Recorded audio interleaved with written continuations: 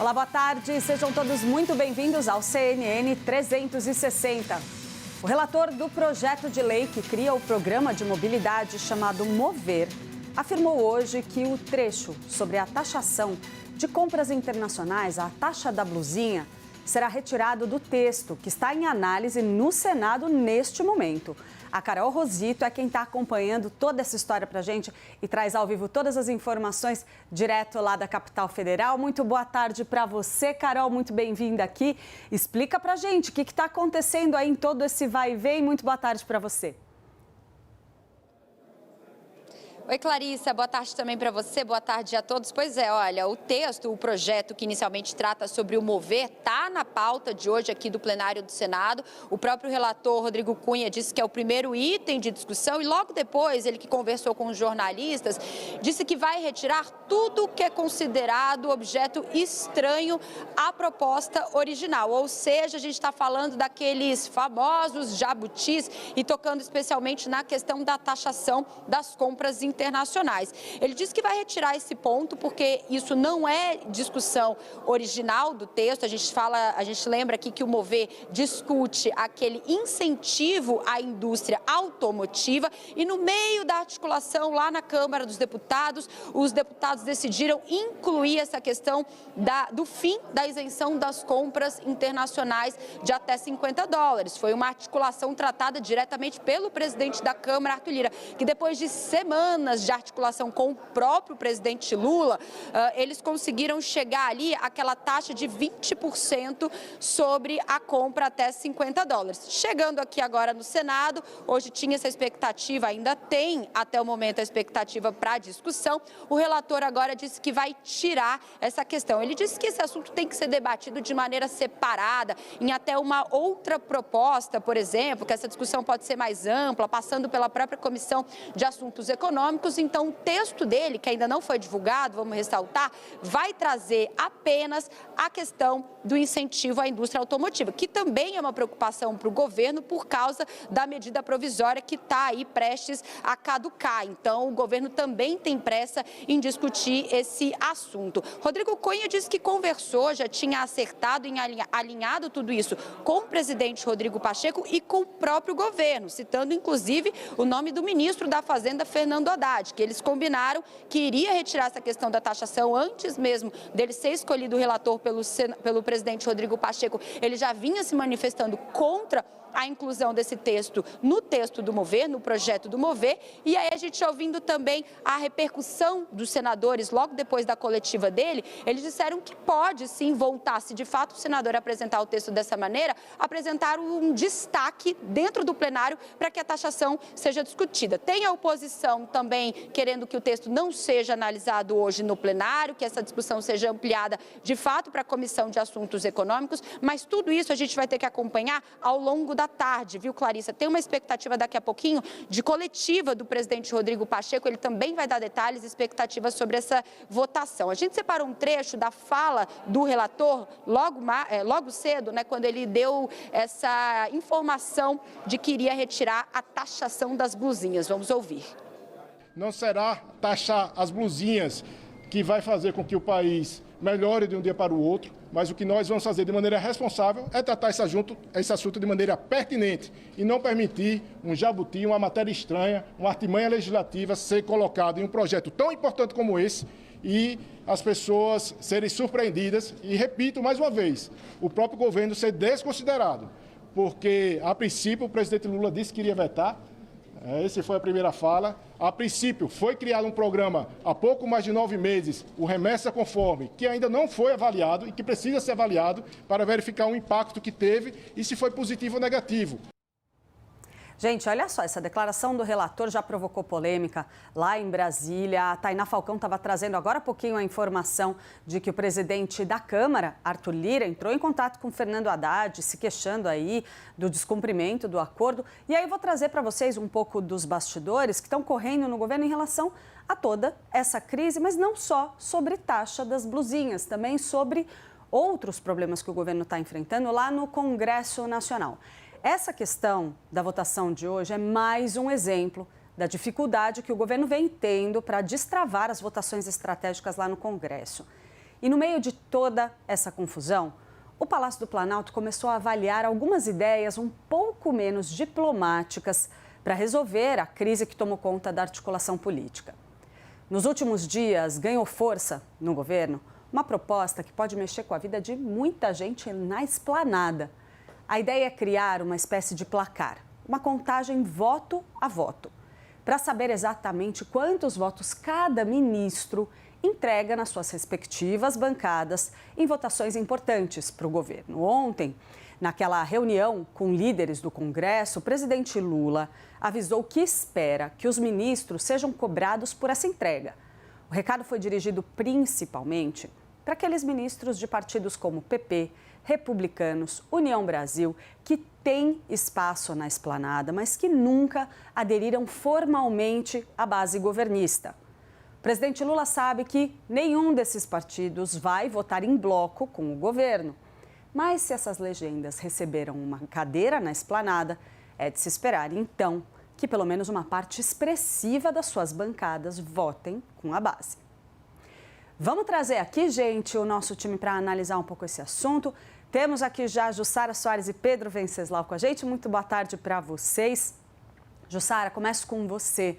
A gente tinha um acordo amarrado entre o presidente da Câmara, Arthur Lira, e o presidente Lula sobre essa questão da taxa das blusinhas. Isso estava acertado. E era de se imaginar na cúpula da Câmara que o Senado tivesse avisado desse movimento, tivesse sido negociado também por lá um acerto para que essa votação ocorresse. Só que não é isso que a gente está vendo acontecer hoje, né? Como é que fica o clima por aí? Boa tarde para você.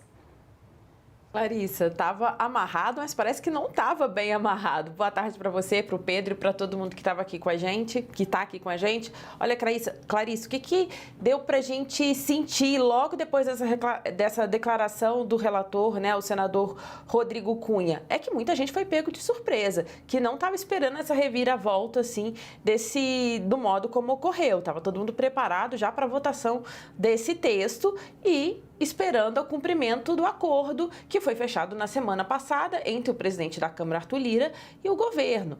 De todos esses lados, não, vai passar ali, já tinha um compromisso do presidente Lula em não vetar. Bem, mas aí vem ali o relator no Senado e apresenta essa reviravolta, tira, né, esse texto, esse trecho, né, da questão da taxa das blusinhas do texto principal, que se trata ali do Mover, que é um incentivo ao setor automobilístico, e dá uns recados duros ali. Eu anotei algumas frases aqui que eu considerei bastante duras. Primeiro, ali na declaração dele, ele chama esse jabuti, né, que colocou esse trecho da questão da taxação das blusinhas dentro do Mover e chamou de artimanha legislativa. E aí ele vai mais, ele diz o seguinte, olha, que essa decisão dele não foi uma decisão unilateral, que foi uma decisão compartilhada e fez uma provocação, olha, quem quiser insistir em manter a taxação das blusinhas dentro do texto do Mover, que faça um destaque, que no plenário se movimente, porque é isso, ele quer as digitais, ele deixa claro ali que quer as digitais de quem colocou esse jabuti nesse texto principal. E aí ficou estranho, a gente está apurando ali, tentando entender exatamente como foi a construção dessa decisão do Rodrigo Cunha, porque o que me parece é que ele faz ali, ele desafia, né? Ele vai ali confronta uma decisão que, em princípio, estava ali muito consolidada. Bem, aí ele diz, né, que ele age de acordo com os convencimentos dele e de outros líderes. E diz mais, que não tem absolutamente, essa é uma decisão que não tem a ver com política nem regionalismo. Mas aí o Pedro, que conhece bem da política de Alagoas, vai poder entrar bastante nesse assunto também. Pedro, já que a Jussara falou aí sobre política de Alagoas, eu queria trazer para você essa questão específica do presidente da Câmara, Arthur Lira. A gente sabe que a relação já está difícil entre Lira e a articulação política do governo. A interlocução foi totalmente desmontada. E uma prova disso, um sinal claro disso, é que a hora em que alguma coisa deu errado, que o que estava combinado não é o jogo que foi jogado, o presidente da Câmara pegou o telefone e ligou para o ministro da Fazenda, Fernando Haddad, que não está nem sequer no Brasil, como estavam contando agora há pouquinho a Tainá e o Uribe para a gente. Ou seja, a bola vai para o colo de Fernando Haddad, a articulação política fica ali olhando a paisagem. Boa tarde para você. Boa tarde, Clarissa, Jussara, boa tarde a todos. Fernando Haddad, aliás, sempre fez questão de dizer que esse debate não trata de arrecadação, mas de regulação. Ele tentou tirar um pouco a equipe econômica dessa bola dividida. Claro que seria beneficiada pela questão fiscal. Mas tem um aspecto curioso, que a Jussara levantou a questão aí, que é a regionalidade desse debate. A Tainá Falcão trouxe hoje a informação durante bastidores de que o Rodrigo Cunha foi escolhido como candidato a vice de João Henrique Caldas, o JHC, prefeito de Maceió, que é aliado do Arthur Lira, está disputando a reeleição e é visto como potencial candidato a governador em 2026. Havia ali nos bastidores da política alagoana uma certa disputa sobre quem indicaria o candidato a vice. E, aparentemente, Arthur Lira perdeu essa bola dividida. Não sei se houve ali algum acordo entre eles, mas quando o senador deu essa entrevista coletiva, ele já citou ali nas entrelinhas, que quando ele fala de questões regionais, ele falou sobre esse jabuti com um tom bastante elevado, como se fosse um jabuti anônimo, mas, na verdade, quem articulou essa questão de incluir no mover a taxação das blusinhas foi o Arthur Lira, que se sensibilizou com os apelos do varejo nacional. Eu apurei que o Arthur Lira conversou com representantes da Renner, com representantes da Riachuelo e de outra, como a própria Avan, do Luciano Hang, todos eles muito preocupados com o que chamam de concorrência desleal dos produtos chineses. É um argumento que, inclusive, sensibiliza boa parte da classe política, sensibiliza, inclusive, a bancada do PL, inicialmente.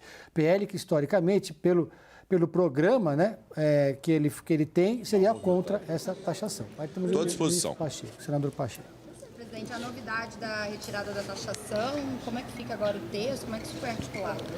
Veja, desde sempre havia um compromisso com o senador Rodrigo Cunha, do estado de Alagoas, que ele fosse o relator ou presidente da comissão que trataria da medida provisória do MOVER, esse programa de mobilidade verde do governo federal, que veio primeiro veiculado por medida provisória e depois foi substituído por um projeto de lei. Então havia esse compromisso com o senador Rodrigo Cunha, esse compromisso foi mantido com a relatoria do programa MOVER, de sua responsabilidade, e a Câmara dos Deputados optou por incluir a questão da taxação das compras no projeto de lei do programa MOVER e, naturalmente, o senador Rodrigo Cunha tem a autonomia da sua percepção, do seu entendimento em relação a esse tema. Então, em relação ao programa MOVER, ele está de acordo, fez algumas sugestões de acolhimento de emendas supressivas em relação a algumas questões desse programa de mobilidade e, em relação à taxação, ele se manifestou contrariamente. Óbvio que a gente respeita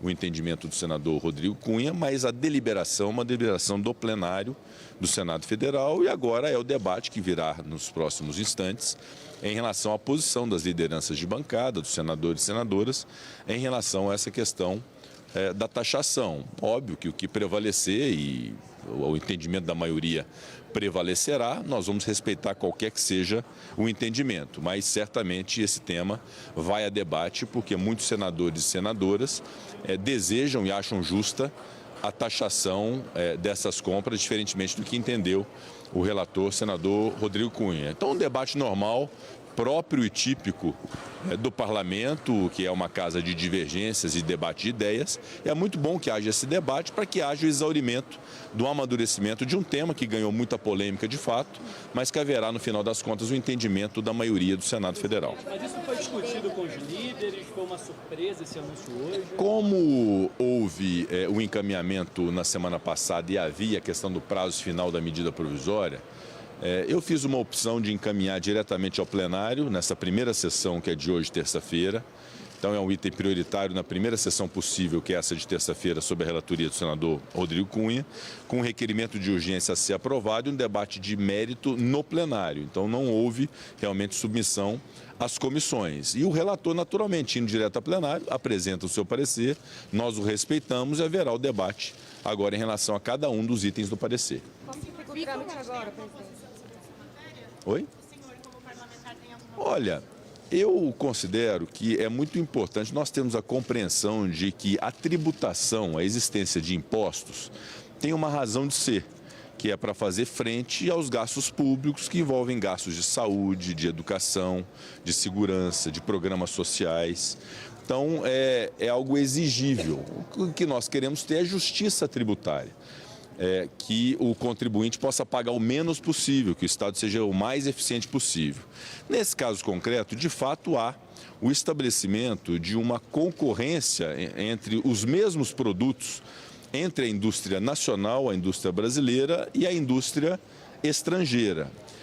Não pode haver um tratamento diferenciado em relação a isso. Me parece, de fato, que se estabelecer uma taxação uniforme entre o que vem do exterior e o que é produzido aqui é algo que vem a calhar para aquilo que nós queremos, que é o desenvolvimento da indústria nacional. Ao desenvolvermos e protegermos a indústria nacional, protegermos o varejo nacional e protegermos não com um protecionismo desvairado, mas com um protecionismo equilibrado, se estabelecer equidade, justiça, equilíbrio mesmo. Então eu acho que uma taxação em relação aos mesmos produtos que venham do exterior, para que estabeleça essa justiça e esse equilíbrio com a indústria nacional, é algo bastante razoável. Havia uma discussão sobre a alíquota, alguns cogitavam 60%, depois se pensou 35%. A Câmara dos Deputados decidiu por estabelecer uma alíquota de 20%. Então, esse entendimento da Câmara dos Deputados foi lá na Câmara muito bem aceito e, naturalmente, agora cabe ao Senado decidir. No meu caso, como presidente, eu não voto, estou externando aqui a minha opinião, não é nem com o intuito de influenciar o entendimento dos senadores e senadoras. Mas eu considero que é uma medida que me parece bastante razoável e, obviamente, prevalecerá o entendimento da maioria. Mas dentro do mover, porque a discussão é essa, né? Segundo o relator, isso deve ser discutido, mas não como uma emenda do mover. Respeitemos até o entendimento do relator, não é? Eu até não tenho dúvidas sobre a posição dele, se ele é contrário à taxação em si ou se é contrário à forma que se veiculou através de um outro projeto de lei, de um programa de mobilidade. Então, é preciso o relator, inclusive, externar isso no plenário, vai ser a oportunidade agora de fazê-lo, mas, de fato, não há nenhuma vedação nesse sentido. Foi inserido, foi uma opção da Câmara dos Deputados, que eu também respeito. No final das contas, se for uma medida meritória e de boa razão, de boa função para o compromisso que se destina, que é para proteger a indústria nacional, o mover também trata de mobilidade, trata de indústria, então não vejo nenhum problema de tratar os dois temas ao mesmo tempo. Mas, obviamente, repito, a minha posição nesse momento é de poder conduzir a sessão, respeitar as opiniões divergentes, dar ao mesmo tempo de fala à situação e à oposição e chegarmos num bom entendimento no final das contas. E se não houver entendimento, que vá para voto e a maioria prevalece. Sobre o encaminhamento, sobre a tramitação, quais seriam esse texto, se for aprovado hoje, de acordo com o relatório do senador Rodrigo Cunha, suprimindo esses pontos da taxação, a questão do petróleo, a questão do mover vai à sanção e esse restante volta para a Câmara dos Deputados? Como que fica isso regimentalmente? Não, a tramitação é muito simples. Tratando-se de projeto de lei, qualquer alteração de mérito do que foi feito pela Câmara aqui no Senado, inclusive supressões, impõem o retorno do projeto à Câmara dos Deputados. Então isso é muito básico, que é qualquer alteração feita por entendimento da maioria do próprio relator, caso prevaleça essa alteração, há evidentemente o retorno à Câmara dos Deputados. Não é possível se fatiar isso, mandar parte à sanção e outra parte não, como se faz, por exemplo, com propostas de emenda à Constituição, cuja supressão que importe na coincidência de textos entre Câmara e Senado, pode-se promulgar aquele texto comum e não promulgar o que faltou. No projeto de lei, não. Qualquer alteração, inclusive supressão, faz retornar à casa de origem. Tem instrumento da impugnação, o senhor usaria esse instrumento? A princípio, não. A impugnação é mais usual nas medidas provisórias, quando há algum tipo de matéria que seja impertinente, é dado o direito da presidência impugnar a matéria como matéria estranha, em razão do contexto da medida provisória. Mas no caso do projeto de lei, é sempre bom priorizar e privilegiar o entendimento da maioria. Em se tratando de uma emenda supressiva, da supressão de alguma parte, cabe à maioria decidir se ela deve ser suprimida ou se ela deve ser mantida no texto. Presidente, agora há pouco o senhor falou sobre justiça tributária e hoje o governo apresentou a compensação da desoneração, aumentando PIS e COFINS. O senhor entende que há uma justiça tributária com relação a essa proposta apresentada pelo governo? Eu prefiro examinar mais detidamente essa sugestão do governo. Aliás, nos próximos dias nós precisamos nos dedicar, à luz do que foi decidido pelo ministro Cristiano Zanin, naquele prazo de 60 dias, para fazer prevalecer um acordo entre municípios e governo federal e entre o Congresso Nacional e o governo federal, que a gente possa materializar todo esse acordo, não só em relação à desoneração e à sua fonte de compensação, que é um exame que nós vamos fazer, mas também na PEC 66, que está tramitando na Comissão de Constituição e Justiça, há uma emenda de um substitutivo apresentado pelo senador Alessandro Vieira, que consubstancia um entendimento dos municípios brasileiros, de poder garantir um novo parcelamento previdenciário para os municípios, garantir uma limitação de pagamento de precatórios, os próprios reflexos da reforma da Previdência. Então, essa questão municipalista, inclusive a desoneração da folha, nós vamos cuidar nos próximos dias e vamos materializar tanto no projeto de lei e talvez, inclusive, numa alteração constitucional. E em relação à fonte de compensação, nós vamos fazer esse exame e também vamos submeter ao plenário do Congresso para poder fazer essa decisão. Obrigado. Bom? Obrigado. O senhor avalia que a recepção foi boa em relação à medida de compensação do Senado? Eu não avaliei ainda, como foi agora recente, eu não conversei com nenhum senador e nenhuma senadora em relação ao mérito dessa proposta. Mas vamos fazer uma avaliação e, obviamente, vamos ter muito boa vontade com o governo federal, porque eu sei que o governo federal está buscando resolver o problema e vamos ajudar nesse sentido. O texto do relator sobre a desoneração deve sair nos próximos dias. O senhor já tem alguma prévia do que deve ser apresentado? Alguma coisa pode adiantar para a gente? Da desoneração? Na verdade, a desoneração dos 17 setores ficou ajustado e apalavrado que mantém-se no ano de 2024 a desoneração tal como foi concebida na Lei 14.784, final do ano passado, e com a reoneração gradativa de 5% sobre a folha ao longo de 2025, 2026, 2027 e 2028, até se atingir a plenitude dos 20% sobre a folha. Em relação aos municípios, também ficou apalavrado a manutenção da alíquota, ao invés de 20%, de 8%, tal como concebido na lei do ano passado, no decorrer de todo o ano de 2024. Então, essa garantia foi possível ser dada aos municípios brasileiros alcançados por essa desoneração e essa redução de alíquota, da manutenção da alíquota de 8%. A forma de reoneração em relação aos municípios que ainda não foi ajustada, que aí é objeto da discussão que temos que fazer nos próximos dias, até o recesso está com isso resolvido, porque o prazo imposto pelo Supremo Tribunal Federal foi inclusive de 60 dias. Obrigado.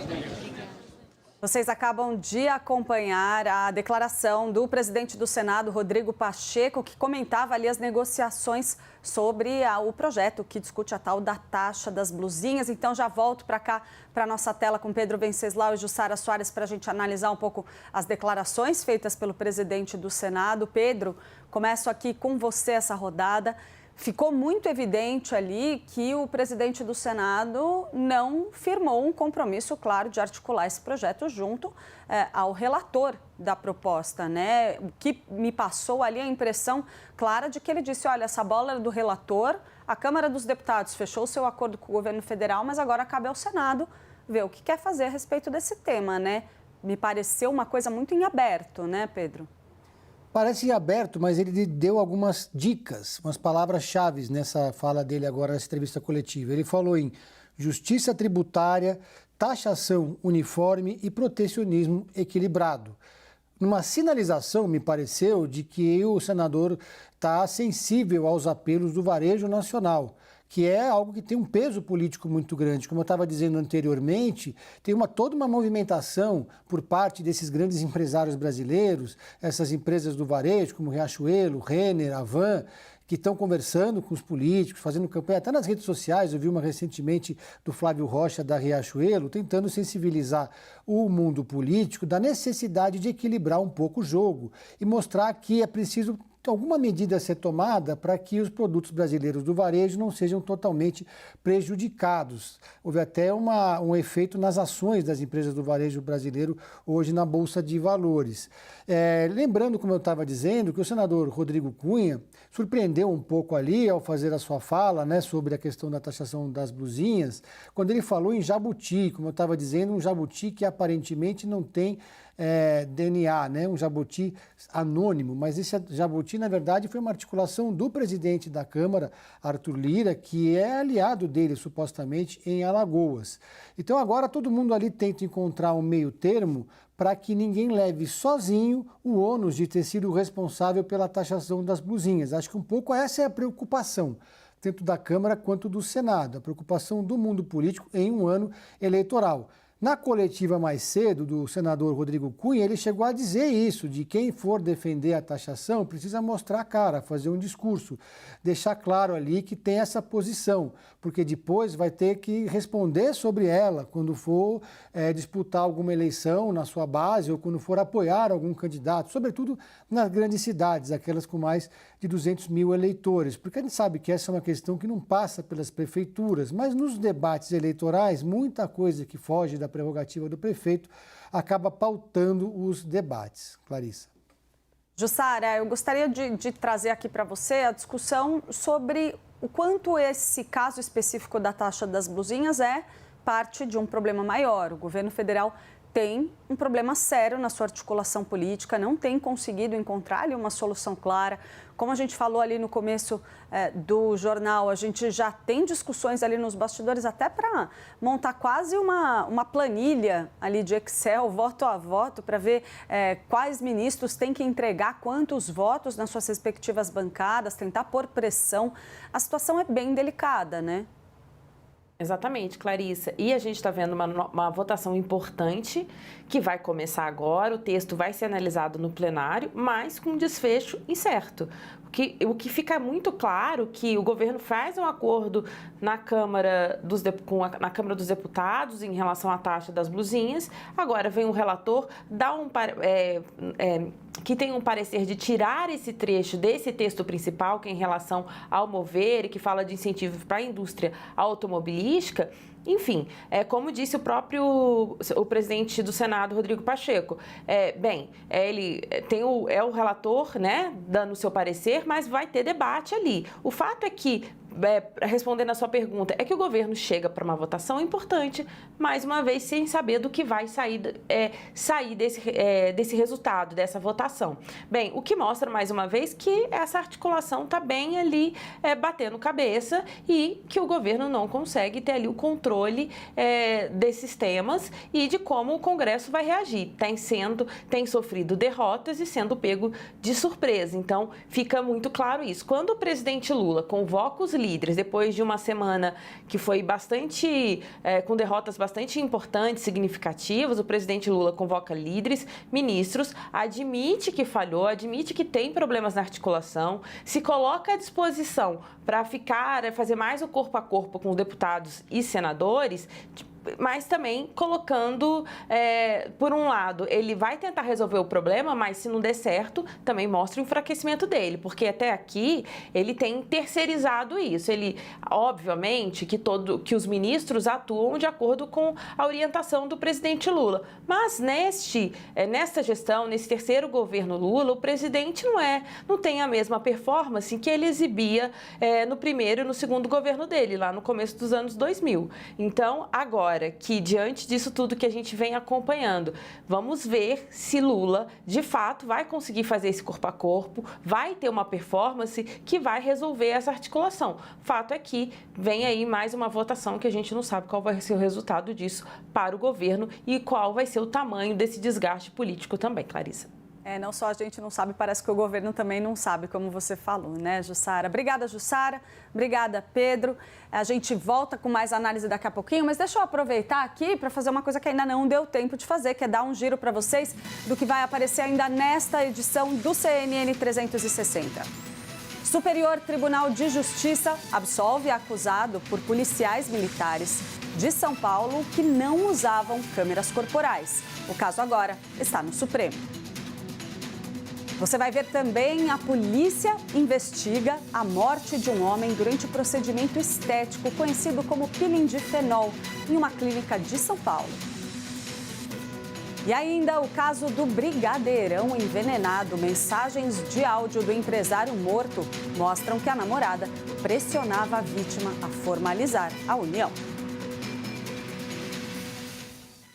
E a polícia investiga a morte de um homem de 27 anos em uma clínica de estética em São Paulo. Ele teria morrido após um procedimento conhecido como peeling de fenol. O Renan Fiuza é quem traz todos os detalhes ao vivo para a gente. Muito boa tarde para você, Renan. Já temos a Raquel aqui também. Explica para a gente em que pé que está essa investigação. Renan, um caso aí muito complicado que assusta, né? Porque a gente vê esses procedimentos aí se proliferarem. Um caso desse mostra que tem, sim, problema de fiscalização, né? Boa tarde. Tudo bem, Clarissa? Ótima tarde para você, para todo mundo que está com a gente aqui na CNN. Sim, são vários problemas envolvendo essa história e agora a Polícia Civil está montando o quebra-cabeça para entender o que de fato aconteceu. Antes, né, ainda ontem, quando esse caso se deu, a Polícia Civil investigava como morte suspeita, mas a partir de agora, para a polícia, o caso já é tratado como homicídio. A gente está aqui em frente ao 27º Distrito Policial, que fica no bairro do Campo Belo. O caso está sendo investigado. O marido, né, da vítima deve chegar há pouco aqui na delegacia. A gente pretende conversar com ele, a imprensa inteira está reunida, né? E claro que o delegado, conversei também com ele faz aproximadamente 10 minutos, trouxe alguns pontos para a gente. Claro que a investigação ainda é muito preliminar, mas eu trago aqui para vocês quais seriam esses pontos importantes. A gente está aqui acompanhando porque o marido está chegando. Trazendo alguns detalhes, Clarissa. Essa esteticista não poderia estar realizando esse procedimento na clínica de estética, mas ela é muito conhecida nas redes sociais, enfim, tem todo este questionamento. Obviamente, o marido mesmo já teria relatado num depoimento breve que nenhum exame pré-procedimento foi realizado, como por exemplo um teste de alergia ou algo desse tipo. Eu estou olhando aqui para o lado porque nossos colegas de imprensa, eles estão aqui já posicionados porque o advogado da família da vítima e também o marido da vítima estão aqui. Eles são do interior do estado de São Paulo e, segundo informações do próprio delegado Henrique Chagas, ele teria... Vamos aqui, eu só pedi para o Djalma mostrar aqui a chegada, são os advogados, tá, da vítima e o companheiro, o marido da vítima que está chegando. Esse é mais um depoimento que ele vai prestar aqui ao delegado, doutor Eduardo, que está cuidando do caso, tá? A gente aqui, por respeito, eles optaram em não falar, como dá para ver nas imagens do Djalma, a imprensa inteira aqui reunida. E aí eu trago para vocês mais alguns detalhes. Vou sair aqui para concluir as informações, Clarissa. Vamos lá.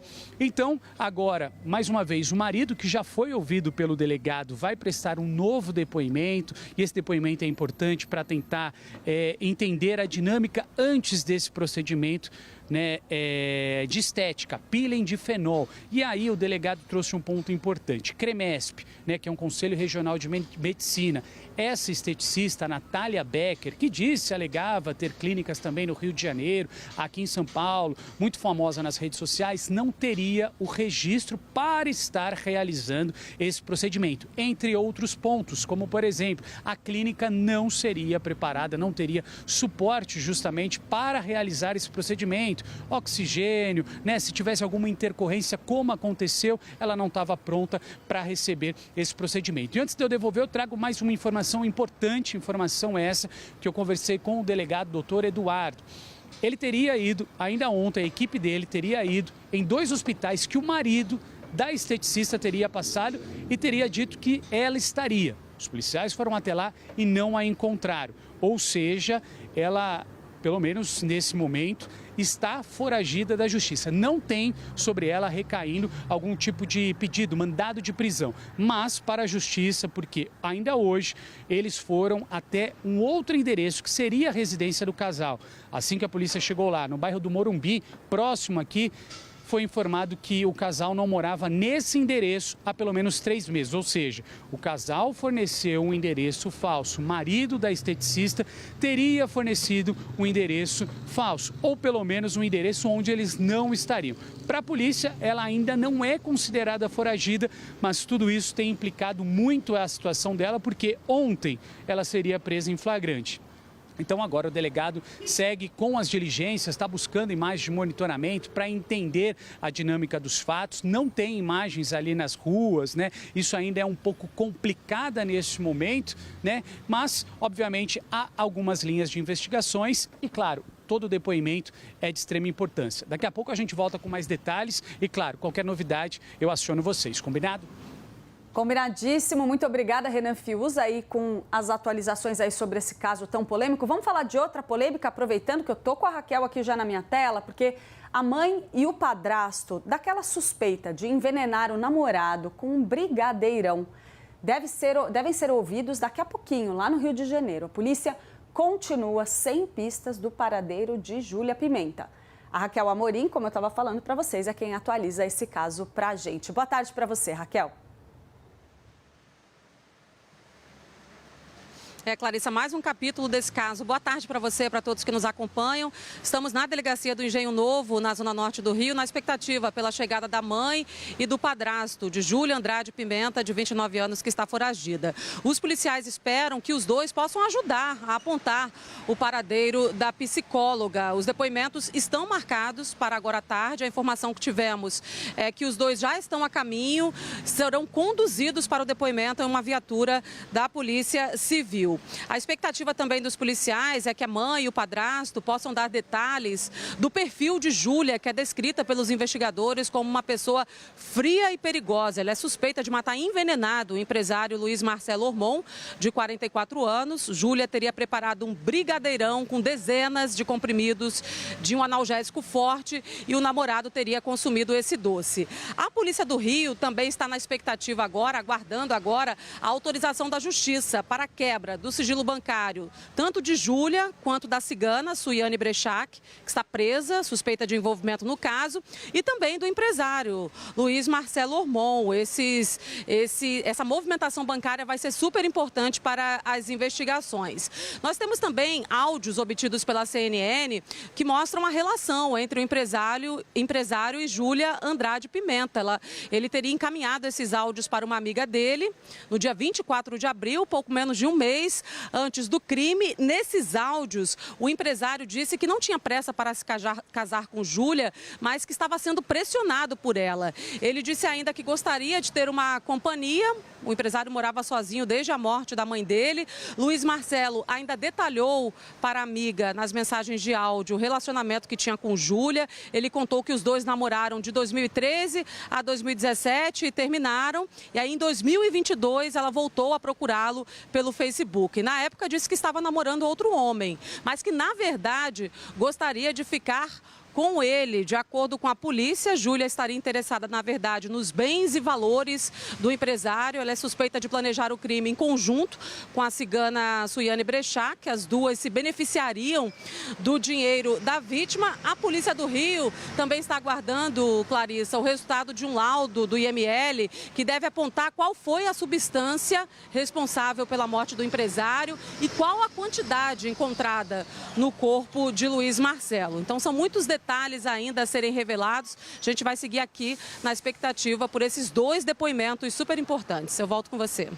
Muito obrigada pelas informações, Raquel Amorim, falando com a gente direto lá do Rio de Janeiro. E em áudios obtidos pela CNN, o empresário envenenado com o tal brigadeirão relatou que estava sendo pressionado pela namorada a se casar com ela. Vamos ouvir. Ela expôs bem o lado dela, eu expus bem o lado meu também. Eu falei com ela também sobre as minhas preocupações que eu tenho com as instabilidades dela. Não, ela que está na maior pressão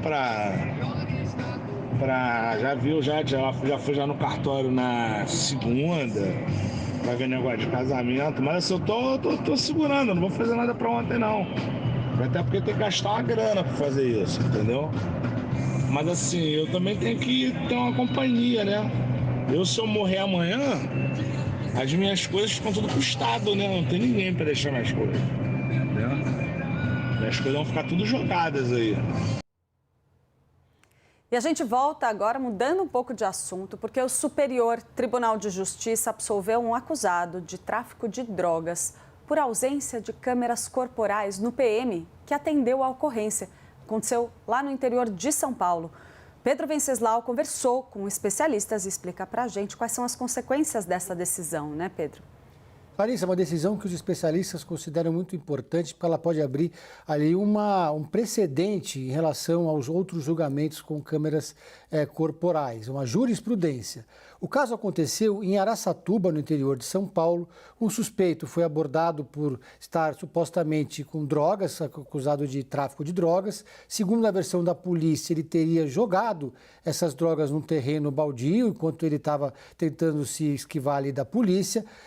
Ele alega que essas drogas não eram dele e depois também a defesa desse acusado disse que houve uma abordagem sem mandado de segurança numa residência onde estaria uma casa onde as drogas foram jogadas supostamente por essa pessoa. Pois bem, segundo o julgamento do STJ, caberia ao Ministério Público, portanto ao Estado, o ônus de produzir a prova, já que a Polícia do Estado é equipada com as câmeras corporais.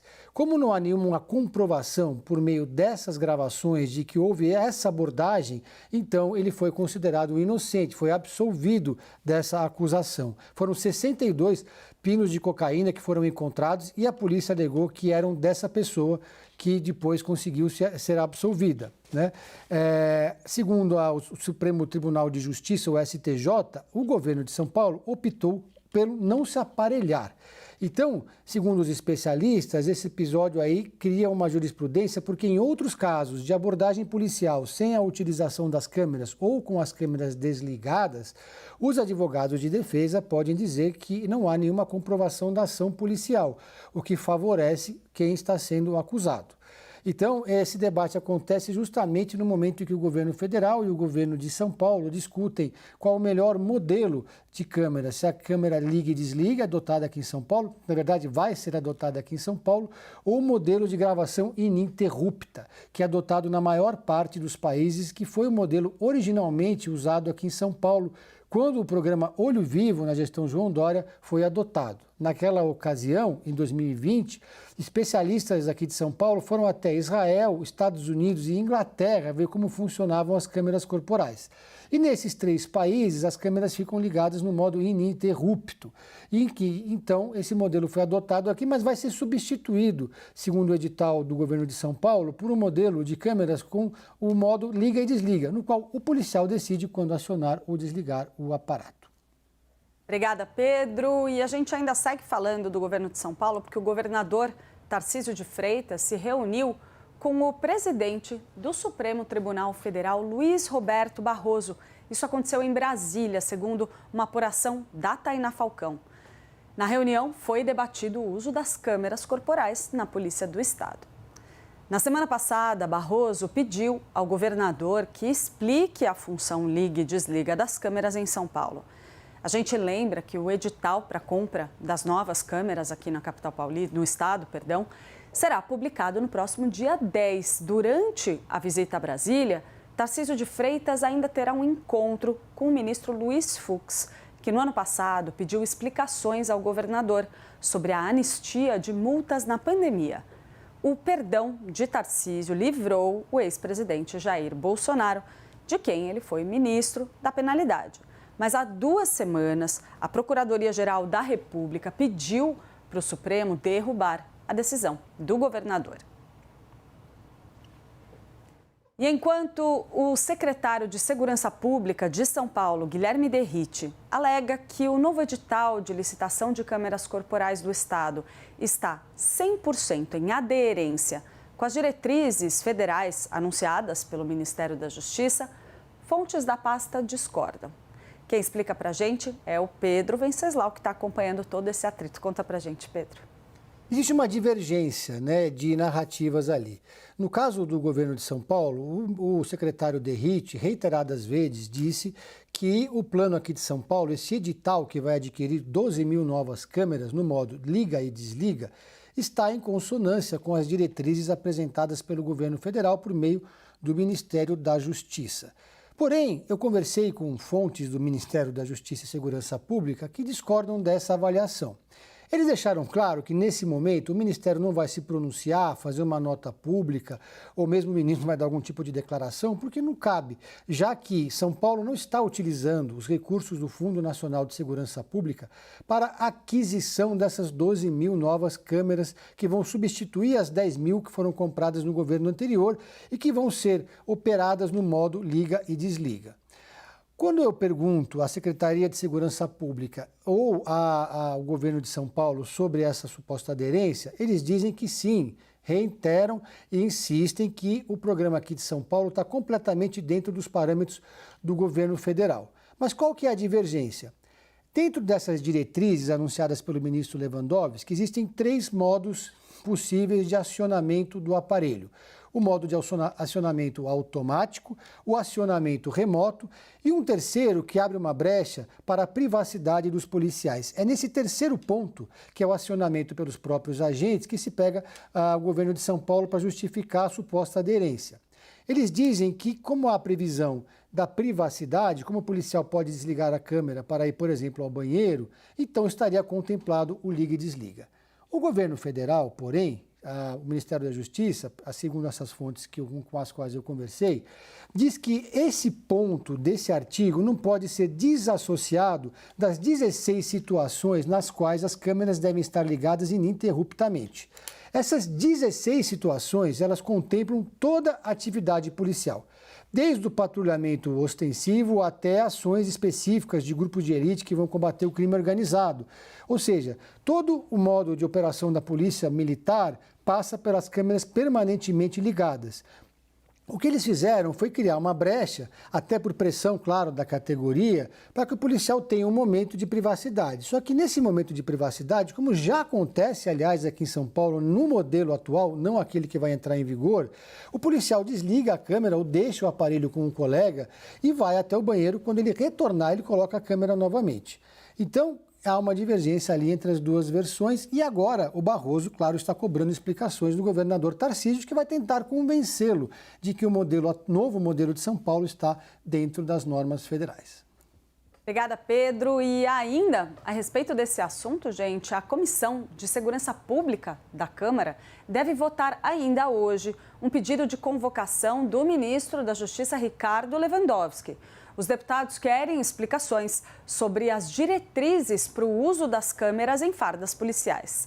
A convocação do ministro é considerada inevitável pelo presidente da comissão, o deputado Alberto Fraga. Na semana passada, o Ministério da Justiça publicou uma portaria que lista 16 situações em que as câmeras instaladas em fardas devem estar ligadas. O documento não tem força de regra, mas serve como orientação para os estados. Além disso, os governos que quiserem recursos nacionais para comprar os equipamentos precisam seguir essas diretrizes.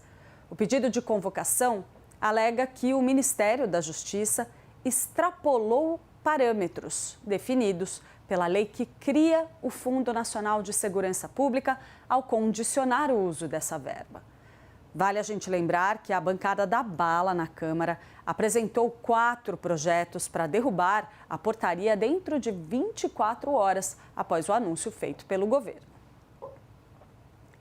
E os deputados estaduais do Paraná retomaram hoje a votação do projeto de lei do governo local que quer terceirizar 204 colégios públicos do estado. O início das discussões em torno do projeto desencadeou uma confusão na sessão de ontem. Manifestantes contrários invadiram a Assembleia Legislativa do Paraná. Bombas de gás lacrimogêneo foram lançadas e a confusão deixou ao menos 3 pessoas feridas, segundo a assessoria da Alep. 2 pessoas foram presas por depredação ao patrimônio público. A aprovação em primeiro turno foi de 39 votos a favor e 13 contrários.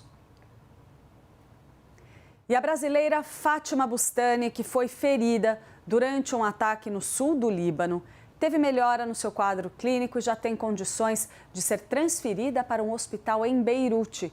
A informação foi dada pelo tio da vítima, a nossa analista Jussara Soares, com quem a gente conversa agora. Oi, Jussara, explica pra gente.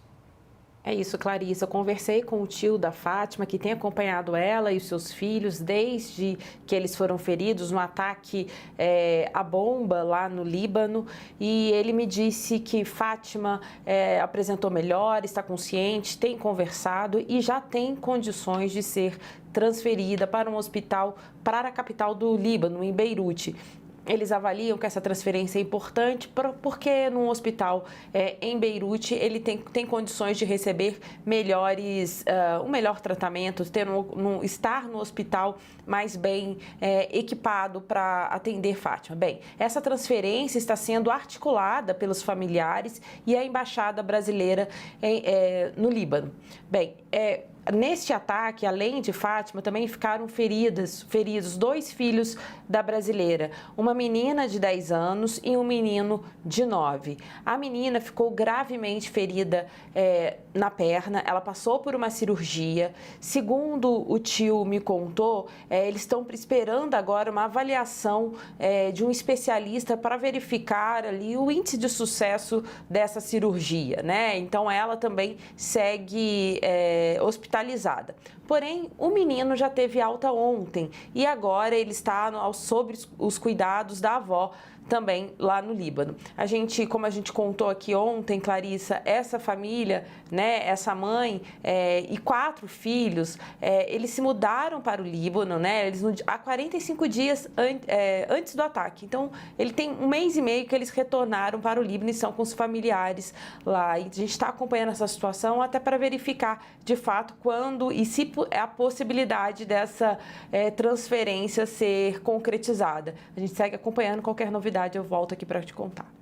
Muito obrigada pelas informações, Jussara Soares, falando lá com a gente de Brasília. Eu vou aproveitar agora, vou fazer um rápido intervalo, mas daqui a pouco tem mais assunto polêmico.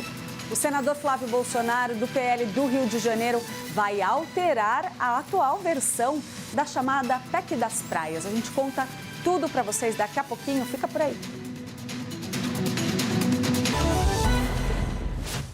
CNN 360 está de volta e a Comissão de Constituição e Justiça da Câmara dos Deputados adiou agora há pouquinho a análise da proposta que criminaliza o porte e a posse de qualquer tipo e quantidade de droga. A Luciana Amaral acompanhou a sessão e traz todos os detalhes ao vivo para a gente. Muito boa tarde para você, Luciana. Boa tarde, Clarissa. Boa tarde a todos que nos acompanham aqui no 360. Essa sessão foi repleta de bate-boca e de discussões entre os deputados federais, mas então teve um pedido de mais tempo para análise da matéria, um deputado do PV e uma deputada do PSOL que fizeram esse pedido. A retomada, então, só deve acontecer na semana que vem, na CCJ, que é a Comissão de Constituição e Justiça daqui da Câmara dos Deputados.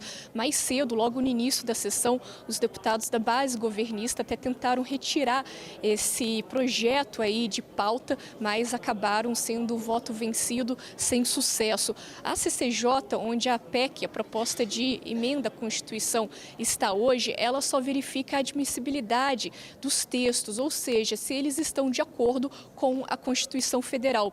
O relator Ricardo Salles apresentou um relatório favorável a essa matéria. De acordo com o texto, então, vão ser considerados crimes a posse e o porte de qualquer quantidade de droga. O texto também diferencia o usuário do traficante. As penas para os usuários seriam mais leves, como prestação de serviço, ida para curso educativo. Apesar disso, no relatório, Ricardo Salles diz que quem vende drogas ilícitas é criminoso e quem compra também deve ser assim considerado, sob pena de, não o fazendo, haver um claro desequilíbrio e consequente incentivo ao mercado de drogas ilícitas.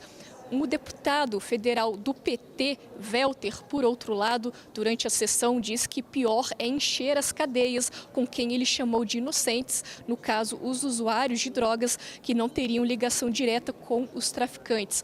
Tudo isso na avaliação do deputado do PT. Tanto ele quanto outros deputados da base governista falaram que o envio de usuários para a cadeia vai ajudar a alimentar o crime organizado. Lembrando que essa PEC foi aprovada pelo Senado Federal em abril desse ano, agora está em tramitação aqui na Câmara dos Deputados e hoje na CCJ, deputados também defenderam que esse caso todo deve ser discutido aqui no Congresso Nacional e não no Supremo Tribunal Federal. No Supremo, o placar está em 5-3 para descriminalizar o porte só da maconha para consumo próprio. O ministro Dias Toffoli tinha pedido vista, que também é mais tempo para análise do texto, e ele devolveu justamente hoje esse caso para julgamento, mas ainda não tem uma data certa para o julgamento ser retomado no STF. A isso, então, cabe o presidente do Supremo, Luiz Roberto Barroso, pautar. Mas, de todo modo, o Congresso, então, está discutindo. A previsão é que seja retomado todo esse assunto na CCJ na semana que vem. Clarissa, volto com você. Muito obrigada pelas informações, Luciana Amaral. E esse assunto, gente, desperta muita polêmica. A gente vem observando, como a Luciana estava dizendo para a gente, esse embate entre Congresso Nacional e Supremo Tribunal Federal nessa discussão. Então, eu gostaria de trazer aqui Pedro Venceslau e Jussara Soares para a gente analisar esse assunto. Pedro, trago aqui para você a discussão sobre como essa questão das drogas tem sido alimentada, profundamente alimentada pela polarização política. A gente tem aí o relator Ricardo Salles com uma posição bastante firme em defender a criminalização do uso de porte de qualquer tipo de droga para qualquer quantidade, enquanto a base governista tenta fazer um movimento ali para, pelo menos, empurrar essa discussão para frente, mas a gente tem visto que o clima não anda muito bom para a base governista quando o assunto são essas pautas aí mais históricas da esquerda, né? Conta pra gente como que está o clima por lá. Olha, a posição original do deputado Ricardo Salles, o relator, era de endurecer ainda mais o projeto que veio do Senado. Ele queria colocar em pé de igualdade ali o traficante e o usuário. Mas aparentemente ali ele recuou porque percebeu que isso criaria mais dificuldade ainda para esse projeto avançar e manteve o texto original que veio do Senado. Há um clima para aprovação desse projeto no Congresso, na Câmara dos Deputados, mas depois ele deve ser, claro, questionado pelo Supremo Tribunal Federal. Porque hoje a gente tem uma abordagem que é feita pelo policial, mas que tem uma diferenciação entre o usuário e o traficante. Com esse projeto de lei, o policial é que vai tomar a decisão de definir quem está apenas ali como consumidor de drogas e quem é o traficante. Os especialistas e os defensores de direitos humanos dizem que essa é uma decisão que o policial não pode tomar sem ter nenhuma referência que seja determinada em lei. Porque ele pode adotar um critério para a pessoa que for abordada com um cigarro de maconha num bairro nobre, mas ter uma outra abordagem com a pessoa que foi abordada num bairro mais popular de periferia. Então é um debate que certamente vai ser judicializado, mas no momento em que o Supremo Tribunal Federal vinha sinalizando uma decisão política de distensionar a relação com o Congresso Nacional. Mas nesse caso parece que não vai ter muito outra saída, né, Clarissa?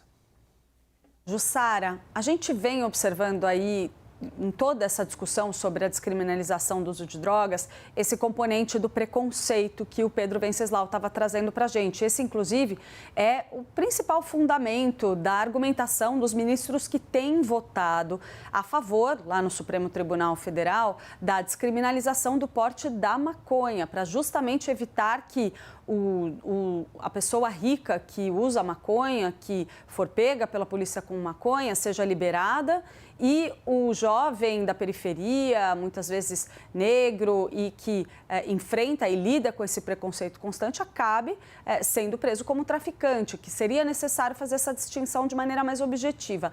Mas o que a gente vem observando na discussão no Congresso Nacional não vai por essa linha. É, de fato, manter essa linha mais firme de criminalização para qualquer uso, qualquer porte, qualquer quantidade. Felizmente, né, Clarissa? Porque a gente vê todos os debates que são importantes, que a gente vai estar tratando da vida das pessoas, muitas vezes, e tratando de justiça social, enfim, tem uma série de pontos importantes que precisam ser discutidos e ouvindo especialistas, mas é um debate muito politizado, muito polarizado. Então, fica tudo muito prejudicado. Eu estava conversando com um líder lá no Congresso, no Senado especificamente, ele falava, a gente está entrando para derrotas contratadas, justamente nesses temas, aqueles que a gente passou a chamar de pautas de costumes. Né? Nesse caso da PEC das drogas, entra nesse bojo aí, embora a gente tem questão de saúde pública, tem questão de segurança, enfim, uma série de temas, mas vira uma pauta resumida numa pauta de costume, quando na verdade ela é muito além disso, né? Então isso é importante a gente fazer essa observação.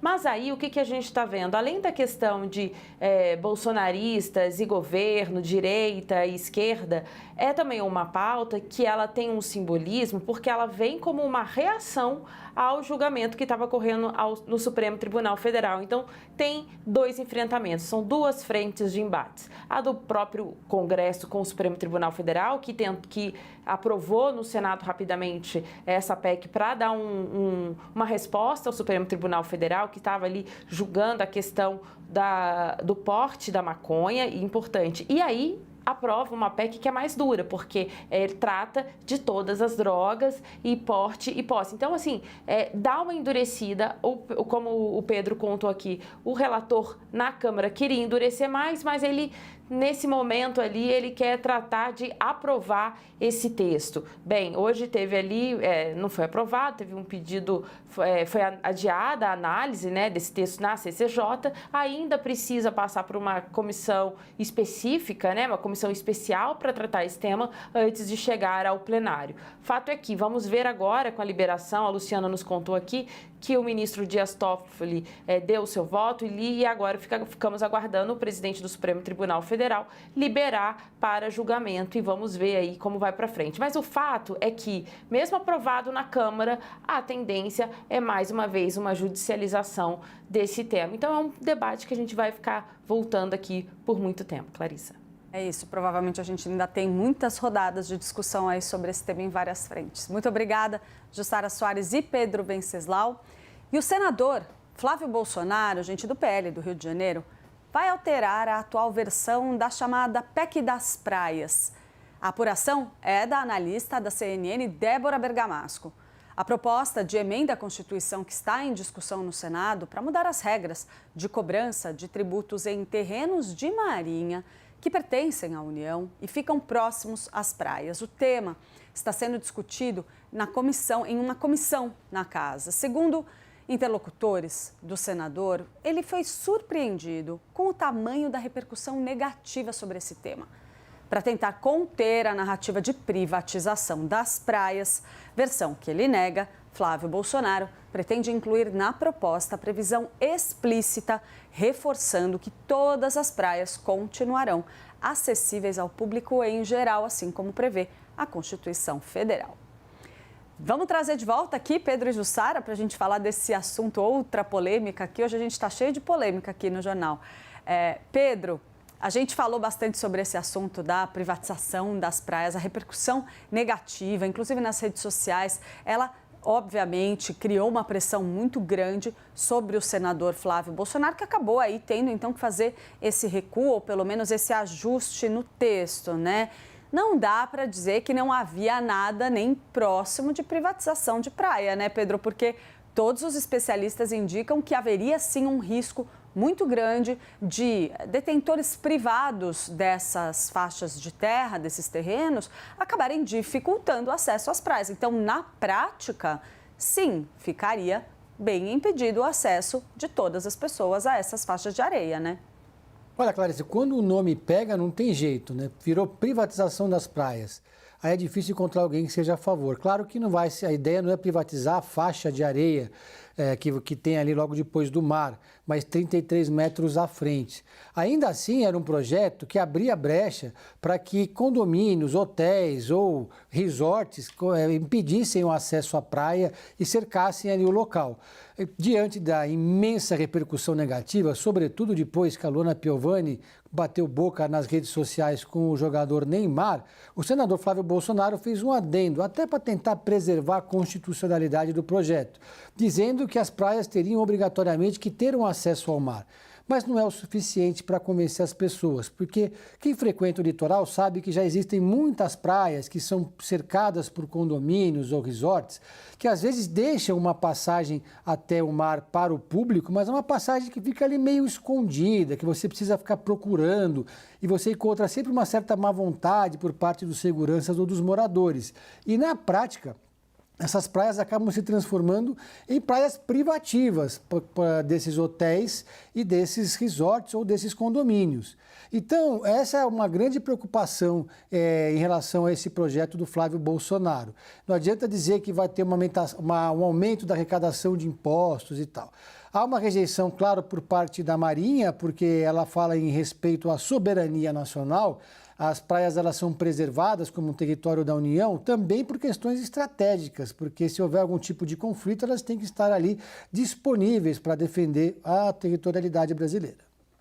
Agora, Jussara, o Pedro fala aí sobre esse ajuste, a informação que a Débora trouxe para a gente também de que Flávio Bolsonaro vai fazer essa mudança no texto, mas pelo menos tudo que eu escuto nos bastidores, pelo menos as pessoas com as quais eu conversei, apontam muito para a direção de que a polêmica foi tão grande, esse envolvimento de várias celebridades, a coisa cresceu de tal forma que a tendência é muito mais de que esse projeto vá parar na gaveta. Como que você percebe o clima aí em Brasília em relação a esse assunto? Exatamente. Clarice, eu tenho alguns pontos para fazer observação. A gente sempre fala aqui como as redes sociais, elas geralmente causam grandes problemas. Nesse caso, foi uma polêmica que deu luz a um projeto importante. Foi a atriz Luana Piovani, ela levantou essa polêmica sobre esse texto da PEC que ficou conhecido como a PEC da privatização das praias. Lembrando que esse texto já tinha sido aprovado na Câmara de Deputados em fevereiro de 2022. Então, aí teve o debate no Senado, Luana Piovani trouxe isso e aí teve essa reação nas redes sociais, teve briga com todo mundo, sobrou para o Neymar, para o Pedro Scooby, enfim, e o Flávio Bolsonaro, assim, que é o relator da PEC, que ficou muito assustado com essa repercussão, tanto que ele admite fazer uma mudança no texto. Mas aí eu fui apurar, Clarissa, bem, quando é que ele vai fazer essa mudança desse texto que ele está propondo ali para deixar mais claro que não se trata de privatizar praias? Bem, ainda não tem prazo para fazer isso, o que indica que a ideia é tentar deixar esse assunto de lado, esquecido, na gaveta. Vamos ver se, de fato, Luana Piovani, quem está engajado nesse tema, vai deixar esquecer facilmente, né? Bem, esse tema ali da privatização das praias, né? Se vai ficar na gaveta. Agora, o importante também é se será esquecido lá para sempre ou se em algum momento será trazido de volta. Bem, mas que é importante a gente destacar que é isso. Foi uma reação tão grande que Flávio Bolsonaro ficou assustado ali. Ele fez diversas lives tentando se explicar, não deu certo. Teve uma série de artistas, como você citou também, se envolvendo. Então, o sentimento é esse. Lembrando que esse trecho, esse texto, ele trata da questão da faixa de terrenos de marinha, né? São aquelas áreas que ficam de 33 metros para dentro do mar, para dentro do continente. Enfim, pelo menos agora, com tudo isso, ficou... todo mundo está sabendo do que se trata esse texto. Obrigada, Jussara Soares. De você eu já me despeço por aqui, que você encerra a sua participação hoje aqui no 360, mas o Pedro fica por aí, porque eu ainda vou ter mais assuntos para ele ao longo do programa. Obrigada, pessoal. Eu vou seguir aqui com os nossos assuntos, porque a primeira turma do Supremo Tribunal Federal aceitou por unanimidade uma denúncia apresentada pela Procuradoria-Geral da República contra o senador Sérgio Moro, que se tornou réu pelo crime de calúnia contra o ministro Gilmar Mendes. A gente falou sobre isso ontem aqui. O placar foi de 5-0. Sérgio Moro é acusado de caluniar Gilmar Mendes por ter imputado falsamente ao ministro crime de corrupção passiva. Isso aconteceu em um vídeo que viralizou nas redes sociais em abril do ano passado. Na ocasião, Moro sugeria ali que o ministro venderia habeas corpus, mas isso aconteceu num contexto muito inusitado. Ele estava numa festa junina, estavam falando de prisão de festa junina, o habeas corpus em tese seria para isso. O senador disse que era tudo uma grande brincadeira. A defesa do senador sustenta que, apesar de infelizes, as afirmações teriam sido retiradas do seu contexto. Volta para cá, então, Pedro Venceslau, para a gente analisar esse assunto. A gente tratou desse tema aqui ontem bastante. A Luísa Martins também já tinha trazido um pouquinho do termômetro no judiciário em relação a esse tema. A gente sabe, quem acompanhou isso de perto na época, sabe que o ministro Gilmar Mendes ficou profundamente incomodado com esse vídeo. Pouco importa se ele foi feito num contexto de brincadeira ou não. Esse foi o entendimento do ministro Gilmar naquela época. E a gente vem observando aí que os demais magistrados, então, estão seguindo esse mesmo entendimento, né, Pedro? E o Moro já é réu novamente. Já se esperava um pouco essa decisão por um certo espírito de corpo ali do Supremo Tribunal Federal. Afinal, foi um dos pares dos ministros que foi ofendido pelo Sérgio Moro. A defesa do Sérgio Moro alega que essa foi uma gravação feita sem que ele soubesse que estava sendo feita, não foi algo que foi programado, nem uma orientação dada à sua assessoria, muito menos foi divulgado nas redes sociais ou qualquer outro canal do próprio senador. Portanto, é algo que foi involuntário. E mais do que isso, ele teria feito ali apenas uma piada no âmbito de uma festa junina. Além disso, a defesa do Sérgio Moro alega que esse fato ocorreu antes dele ter sido eleito senador, portanto, antes do exercício do atual mandato, o que, em tese, deveria levar o caso para a primeira instância. Então, essa é uma questão controversa, sempre que existem casos parecidos.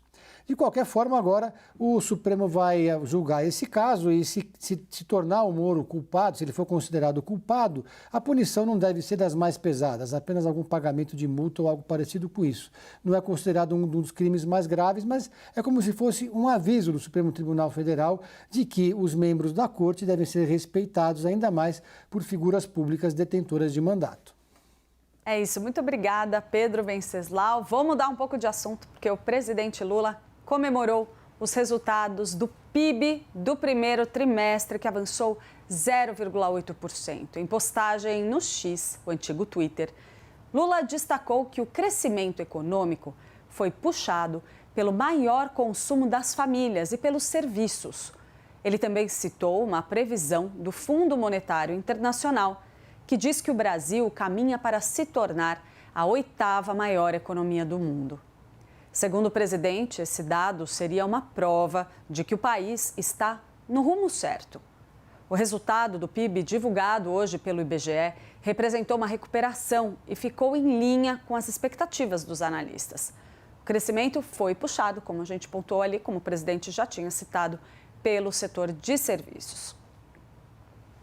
E o Ministério da Fazenda também comemorou o resultado do PIB divulgado hoje. No entanto, a pasta destacou que prevê uma desaceleração da economia, causada pela calamidade que atingiu o estado do Rio Grande do Sul. Em nota, a Fazenda estima que a agropecuária e a indústria devem ser as atividades mais afetadas pelos problemas lá no estado. Além delas, os serviços e os transportes também terão impactos na próxima divulgação do crescimento nacional. Mesmo assim, a Fazenda manteve a previsão de que o PIB brasileiro deva crescer 2,5% neste ano. Por fim, o Ministério destacou que as medidas de auxílio fiscal e de crédito devem ajudar a conter, pelo menos em parte, aí, os impactos negativos dessa calamidade. E voltando a falar aqui de Rio Grande do Sul, a reconstrução no estado foi assunto de uma entrevista com o ministro extraordinário Paulo Pimenta. Ao CNN Novo Dia, Pimenta afirmou que os investimentos na reconstrução do Rio Grande do Sul vão estimular o comércio e a construção civil, com a geração de empregos e, consequentemente, vão influenciar o PIB. Vamos ver. Nós teremos uma grande movimentação da atividade econômica no estado. Só na área das estradas, foi citado aqui agora há pouco, nós já temos quase 1 bilhão e 500 milhões de reais em obras emergenciais. Isso gera emprego na hora, movimenta a economia. Então, ao mesmo tempo que nós temos a crise, nós temos a retomada. E a retomada gera emprego, movimenta a economia, e eu tenho uma expectativa de que a gente possa neutralizar eventuais resultados negativos no PIB com a retomada com força da atividade econômica do Estado. E mais de um mês após as enchentes lá no Rio Grande do Sul, cerca de 600 mil pessoas ainda não têm como voltar para casa. A Isadora Aires é quem traz os detalhes para a gente. Mais de um mês depois das enchentes que afetam o Rio Grande do Sul, cerca de 600 mil pessoas ainda não conseguiram retornar para casa. 35 mil delas estão em 857 abrigos provisórios disponibilizados pelo Estado. Além disso, mais de 575 mil estão desalojadas, ou seja, em casa de familiares, de amigos ou então acampadas nas beiras das estradas aqui do Rio Grande do Sul. Ao todo, são mais de 2 milhões de pessoas afetadas de alguma forma, direta ou indiretamente, pelas enchentes que estão atingindo o estado. Isso representa mais de 20% da população gaúcha, ou seja, 1 em cada 5 gaúchos foram afetados direta ou indiretamente pelas chuvas. De acordo com a Defesa Civil, 44 pessoas continuam desaparecidas e 172 tiveram os óbitos confirmados. 806 pessoas estão feridas. Das 497 cidades do estado do Rio Grande do Sul, 476 foram afetadas pela chuva. É o estado inteiro impactado por essa tragédia. E a Polícia Militar encontrou o corpo do homem que foi arrastado pela correnteza durante uma tentativa de resgate no Vale do Taquari, lá no Rio Grande do Sul também. Isso aconteceu no mês passado. João Alexandre, de 29 anos, e o companheiro estavam no telhado de uma casa em Passo de Estrela, um dos bairros mais afetados pelas enchentes na cidade gaúcha de Cruzeiro do Sul. A Brigada Militar chegou a socorrer o homem, que estava com ele, com a ajuda de um helicóptero, mas a casa foi levada pela força da água quando os resgatistas desciam para buscar a vítima. Tudo foi gravado por vizinhos. O corpo dele foi enterrado em Sapucaia do Sul, na Grande Porto Alegre, um mês após o desaparecimento. E o Ministério Público do Rio Grande do Sul realizou mais uma operação contra desvios de doações para as vítimas da enchente no estado. Segundo a investigação, os produtos estavam sendo desviados para fazer campanha eleitoral em Palmares do Sul. Os 3 suspeitos apontados são um vereador, a esposa dele e um secretário municipal. Um deles é pré-candidato nas próximas eleições. Durante a operação, o Grupo de Atuação Especial de Combate ao Crime Organizado e a Polícia Civil cumpriram 4 mandados de busca e apreensão na cidade em Mostarda, município vizinho. Foram apreendidos donativos arrecadados por entidades de vários estados. Entre os crimes apontados pelo MP estão o de apropriação indébita, peculato e associação criminosa. E na Argentina, o governo de Javier Milei começou a entregar parte das 5.000 toneladas de alimentos que estavam estocados em depósitos. A medida vem depois de protestos que pediam pela distribuição desses produtos. A Luciana Tadeu, nossa correspondente de América Latina, é quem traz todos os detalhes dessa história para a gente. Muito boa tarde para você, Lu.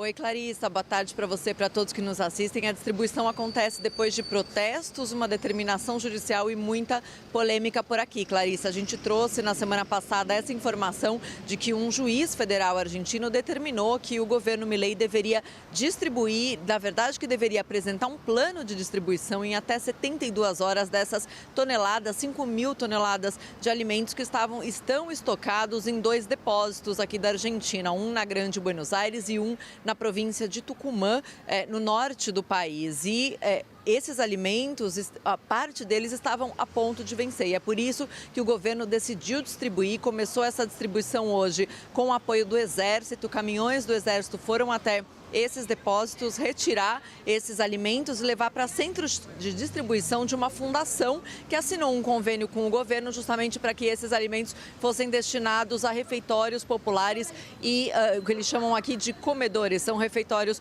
comunitários para que pessoas de setores vulneráveis possam ir consumir refeições. O governo, desde que assumiu, está com uma política de auditoria de para onde esses alimentos eram enviados. Segundo o governo, parte dos refeitórios que recebiam ajuda do executivo não existem. E aí eles frearam essa distribuição, dizem que vão parar com o negócio da pobreza, começaram uma auditoria e depois o governo passou a dizer que esses alimentos seriam destinados a catástrofes. Porém, identificou-se que parte desses mantimentos que estavam estocados, hoje, por exemplo, começou a distribuição de 465 toneladas de alimento, porque parte deles já estava a ponto de vencer, por exemplo, leite em pó. Então, hoje foi distribuído esse leite em pó, levado para esses centros de distribuição dessa fundação, para que começassem a ser distribuídos para esses refeitórios populares. É importante lembrar que, segundo os últimos dados do Observatório da Dívida Social Argentina da Universidade Católica, que é o organismo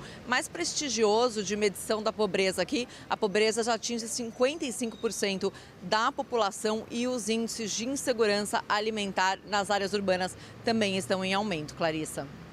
Muito obrigada pelas informações, Luciana Tadeu, que fala com a gente direto de Buenos Aires. Eu vou aproveitar, gente, vou fazer um rápido intervalo, mas a seguir, 2 pessoas morreram na queda de um avião bimotor em Santa Catarina. A FAB localizou os destroços. Eu conto toda essa história para vocês já já. É o tempo de um café. Volta para cá que eu te explico tudo.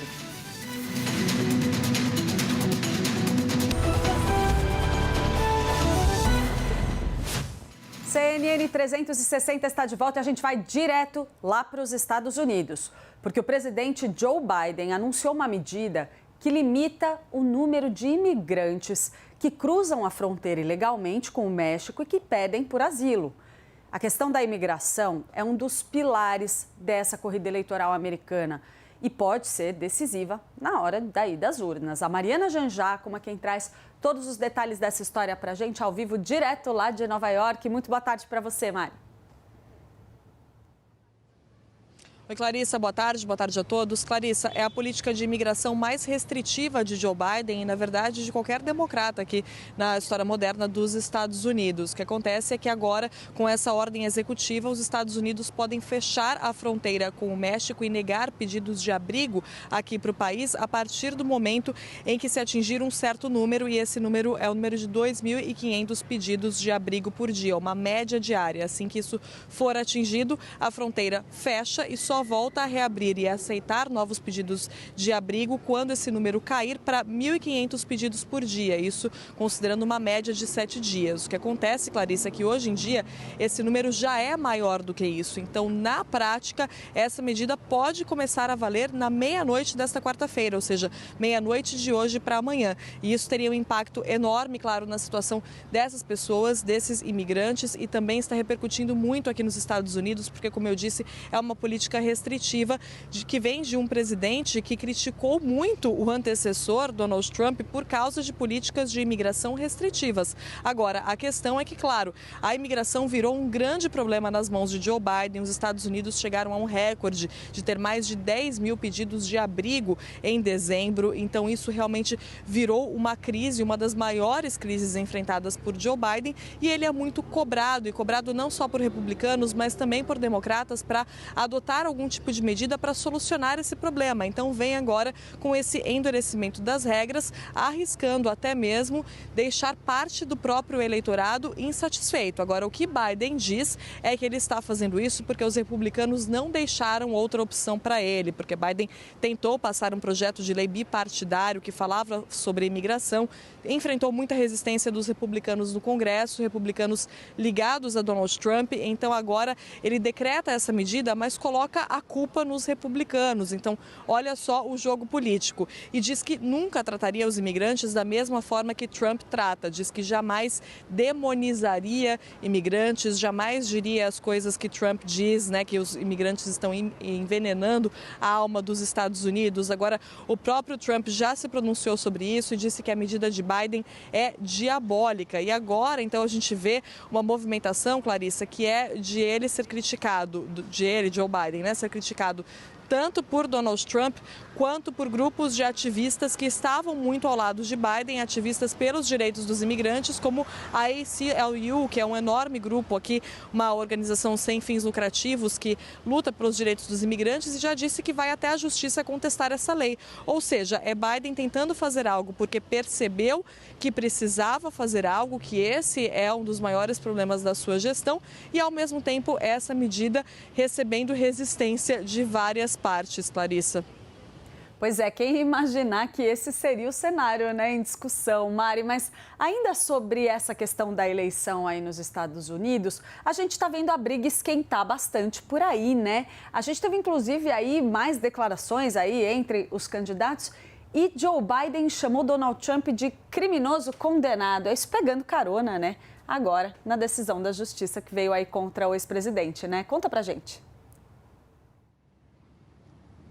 Isso, foi a primeira vez que Joe Biden falou isso, né? Chamou Trump de um criminoso condenado. Não foi uma fala em frente às câmeras, foi uma fala para um grupo de apoiadores em um evento em Connecticut, mas ainda assim, Biden nunca tinha se referido a Trump dessa forma. Isso marca uma mudança de postura, assim como essa ordem executiva sobre a imigração marca uma mudança de postura de Biden. Esse tipo de comentário sobre Trump também. Então a gente vê realmente a questão da corrida eleitoral esquentando e, claro, Biden tentando aproveitar ali esse momento em que Trump se torna o primeiro presidente da história dos Estados Unidos a ser condenado criminalmente. Até então, ele vinha evitando comentar os problemas de Trump na justiça, mas a partir do momento que ele é condenado, Biden fala sobre o assunto e fala principalmente, Clarissa, sobre o ponto de vista de defender a instituição da justiça americana. Muito importante a gente lembrar a primeira fala de Biden depois da condenação de Trump, que foi dizer que ninguém está acima da lei e que uma conduta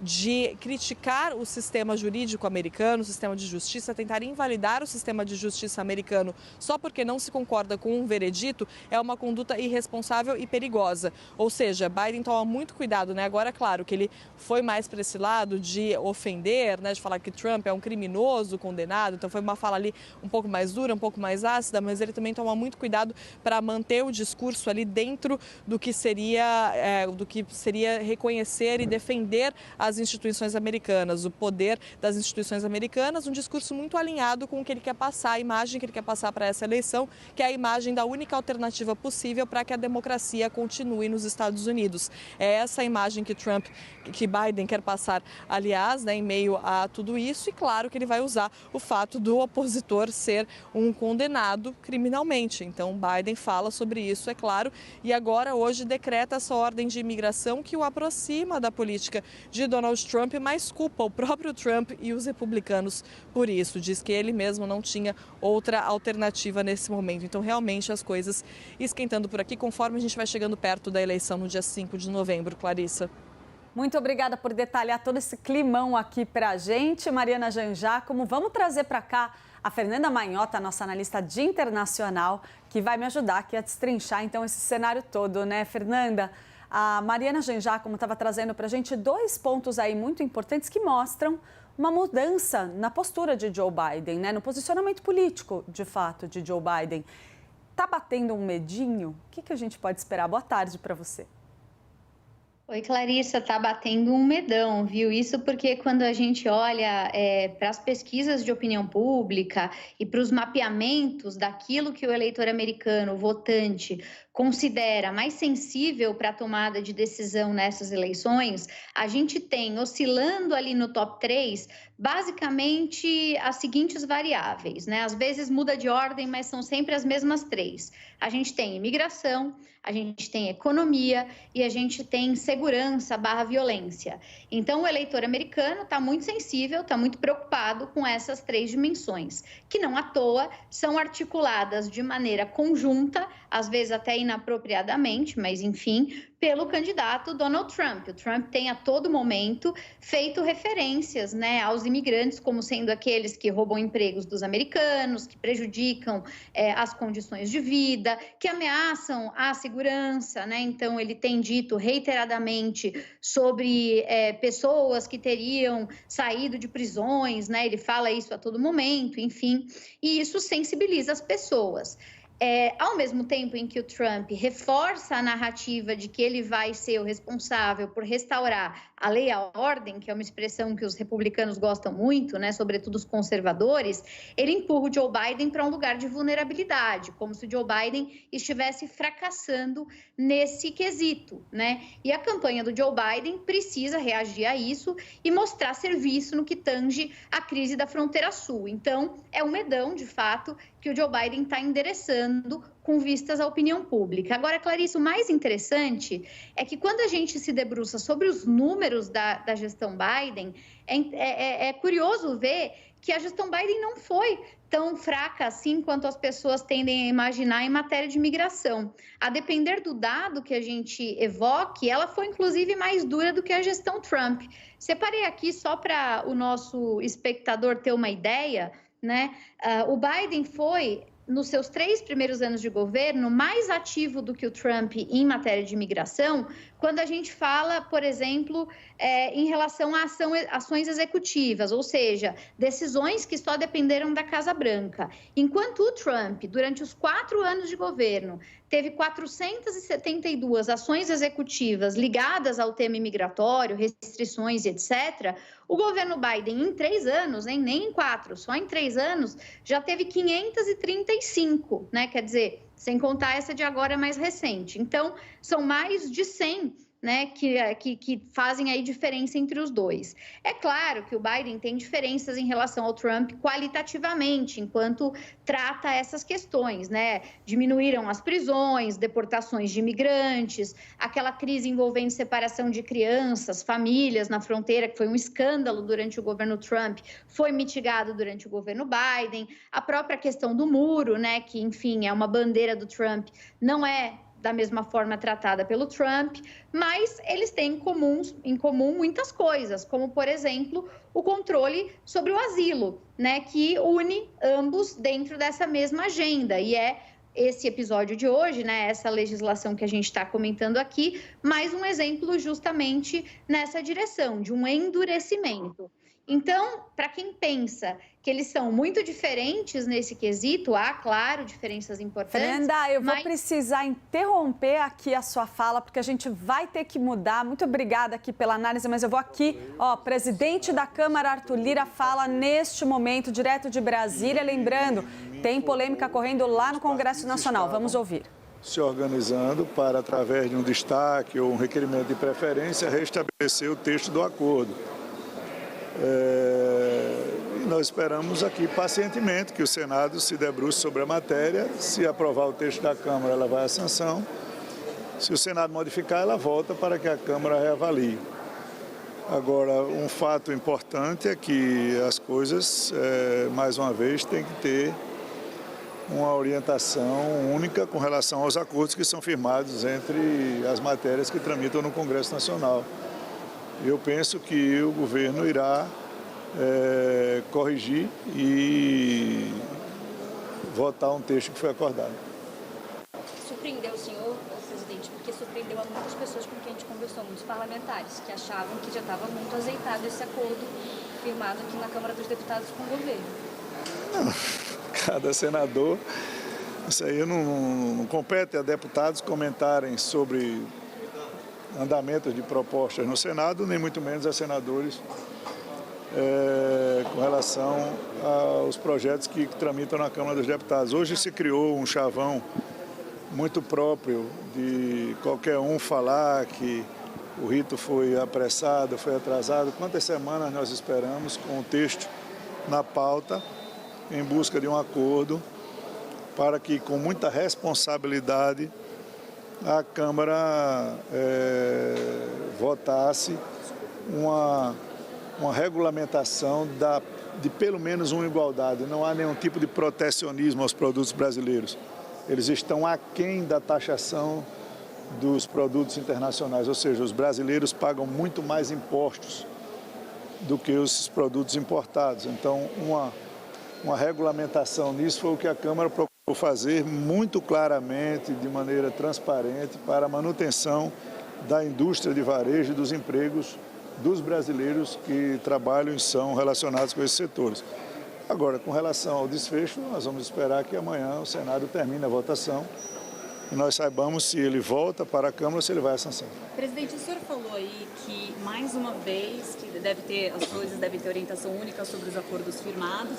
O senhor pensa que o governo vai corrigir e votar o texto que foi acordado. O senhor enxerga essa modificação ali no Senado como uma falha na articulação política do governo? Não posso dizer isso, porque eu não posso falar pelo que acontece no Senado, né? Eu acho que é muito mais apropriado vocês perguntarem isso ao presidente do Senado, ao relator, aos líderes do Senado, se foram avisados pelo governo que houve acordo com relação ao texto que foi votado simbolicamente na Câmara dos Deputados. Presidente, hoje o que deve ser votado? Pode ir. Presidente, caso a taxação caia, os senadores derrubem a taxação, o senhor acha que a tendência é voltar ao texto original? Não, se o Senado modificar o texto, obrigatoriamente tem que votar. O que eu não sei é como é que os deputados vão encarar uma votação que foi feita por acordo, se ela retornar. Eu acho que o mover tem sérios riscos de cair junto, de não ser votado mais na Câmara. Isso eu penso de algumas conversas que eu tive. Portanto, nós estamos pacientemente esperando, né, aguardando que as coisas sejam discutidas, votadas de maneira muito altiva, transparente e clara, não com subterfúgios, nem nenhum tipo de ilação a um assunto sério como esse. Não é fácil você votar uma matéria quando ela tem uma narrativa antagônica de taxar blusinhas. Então, você, quando se refere a taxar blusinhas, nós não estamos nos falando disso.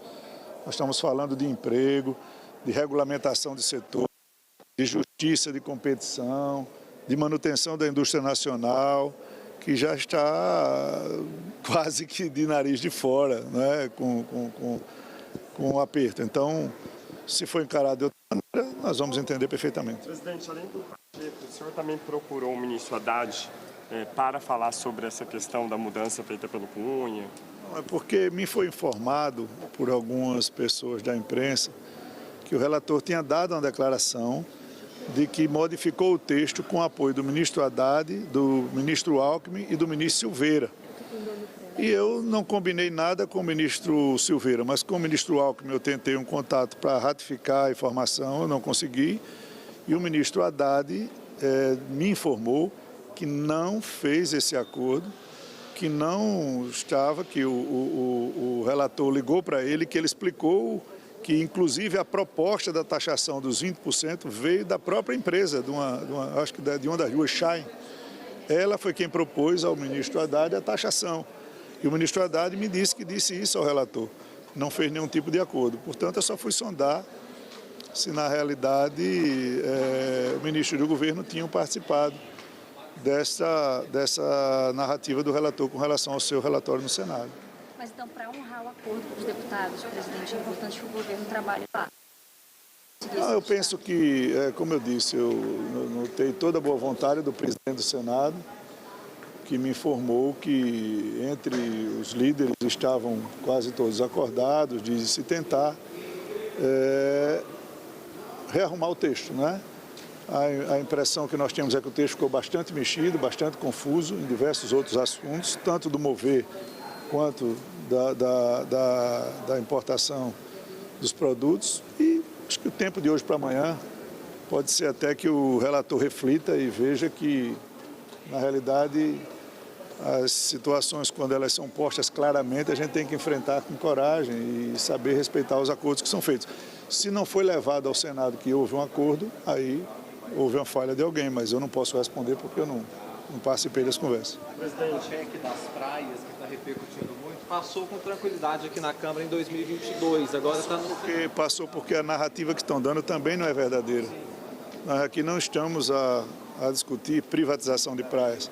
Enquanto o Brasil e a tratativa das matérias legislativas forem feitas dessa maneira, nós corremos sérios riscos de estar votando e colocando em pauta discussões que não condigam com a verdade. O que existe é que existia um pré-amar de 1823 que não condiz com a realidade de hoje. Então, hoje, cidades inteiras são terrenos de marinha, onde os proprietários moram. Ninguém vai destruir Florianópolis, vai? Alguém vai mudar Balneário Camboriú, Recife, Vitória do Espírito Santo, São Luís do Maranhão. Então, essas cidades hoje quase 100% são terrenos de marinha. E os proprietários ficam pagando laudêmio, isso precisa ser regularizado. Foi para isso que a PEC foi feita, com todo o respaldo, com 400 votos de deputados em 2022. Eu me reportei ao senador Amin, que entende muito do assunto, que disse que farão uma audiência pública para que os senadores fiquem convictos do que é o texto. E o texto é bastante diferente dessa narrativa pequena de dizer que se vai privatizar praias, que se vai ameaçar. Vocês acabam de ouvir o presidente da Câmara, Arthur Lira, que estava repercutindo aí 2 assuntos polêmicos. Primeiro, a retirada da votação da taxa das blusinhas, do projeto que ficou conhecido como a taxa das blusinhas, e também essa questão da PEC, que ficou ali com a fama de privatizar as praias. A gente volta para cá, então, trazendo informações, mais uma vez, sobre aquela morte de um homem de 27 anos em uma clínica de estética em São Paulo. Ele teria morrido após um procedimento conhecido como peeling de fenol. Renan Fiuza volta para cá porque ele está lá na delegacia acompanhando todos os desdobramentos desse caso. Bem-vindo de volta, Renan. Clarissa, tudo bem? Boa noite mais uma vez. Gentilmente, o doutor Eduardo Luiz, que está à frente das investigações e desse caso, está aqui com a gente, vai conversar conosco na CNN. Doutor, obrigado por estar conosco. O que eu tenho de pergunta para o senhor é em que ponto estamos da investigação, o que a gente consegue atualizar desde a nossa conversa há pouco, há aproximadamente 40 minutos, 1 hora. Boa noite. A investigação é muito nova, tem 24 horas, em 40 minutos as coisas vão acontecendo. O fato é, nesse momento, a gente tem um contato da advogada, da investigada, que demonstrou a intenção de comparecer aqui para prestar seus esclarecimentos sobre o fato. Até o momento não tem uma previsão de quando ela irá se apresentar na delegacia? Não, até o momento não temos um agendamento dessa data, se vai ser hoje ou será amanhã. A data não temos fixada, só tem uma demonstração de interesse para a oitiva dela. Doutor, nesse momento acontece mais uma vez, né, o depoimento do companheiro da vítima. É a segunda vez que ele fala. Qual que é a importância desse depoimento e o que os senhores querem com, mais uma vez, ele estando aqui e prestando esses esclarecimentos? Infelizmente, a vítima não tem como prestar suas informações. Então, a pessoa mais próxima da vítima, nós estamos ouvindo-a novamente, porque a pessoa que acompanhou todo o procedimento, o pré-procedimento, antes de fazer esse procedimento de peeling, e acompanhou, inclusive, o momento em que ele acabou sofrendo esse mal e acabou falecendo. Então, a polícia enxerga nele como a pessoa mais próxima da vítima e que pode dar os detalhes sobre o ponto de vista, sobre a ótica da vítima, né? Você recebeu uma ligação do Instituto Médico Legal e a pessoa na qual você conversava trouxe alguns detalhes do estado, da perícia, enfim, tudo que foi feito ali. A vítima apresentava algumas outras lesões, não somente na face, procede? O laudo ainda está em fase de elaboração. Eu conversei nesse momento com a diretora do Instituto Médico Legal, e ela me disse que estão fazendo exames anatomopatológicos para verificar a toxicidade do material e também quais os órgãos internos e externos que foram afetados. Nós temos as lesões na região do rosto, né, da vítima, na região da boca, da gengiva, nariz. Essa região está toda lesionada. E também lesões internas. Tá certo. Muitíssimo obrigado, viu? O doutor aqui está trabalhando bastante, tem vários colegas da imprensa. A gente segue acompanhando essa história porque ainda acontece, né, o depoimento do companheiro da vítima. E a qualquer momento a gente traz novidades aqui ao longo da programação. Devolvo para você. Muito obrigada pelas informações, Renan Fiuza. E a edição de hoje, gente, do 360 fica por aqui. Vem aí o CNN Mercado com a Thaís Herédia. E na sequência tem CNN Arena amanhã. Eu tô aqui com vocês a partir das 4 da tarde. Até lá, pense bem, pense CNN.